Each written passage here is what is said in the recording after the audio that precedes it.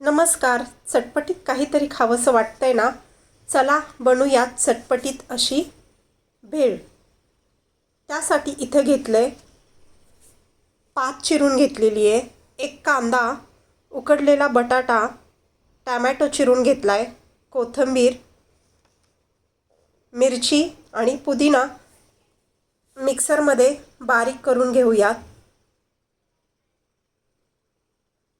या दिवसांमध्ये चुरमुरे सादळले असतील तर ते कढई चांगली गरम करून त्यामध्ये टाकून कुरकुरीत करायचे.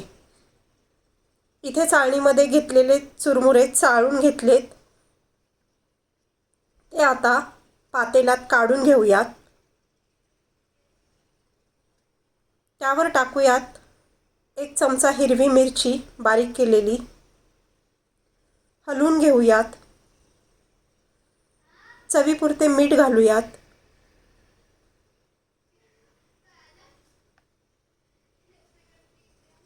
त्यामुळे भेळीला छान चव येईल.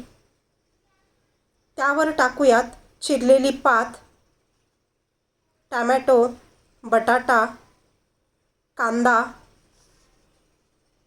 मिक्स करून घेऊयात.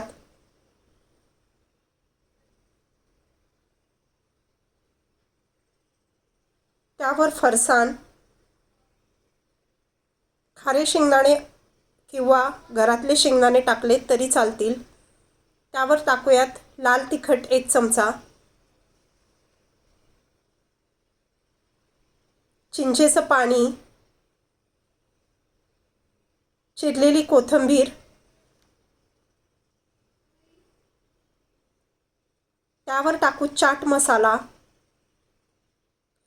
पुन्हा मिक्स करून घेऊ. तयार भेळ डिशमध्ये काढून घेऊ.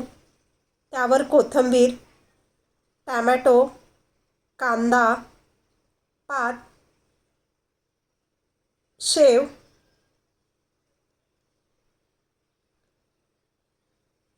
चिंचेचं पाणी. तयार आहे चटपटीत ओली भेळ. तुम्हीही करा.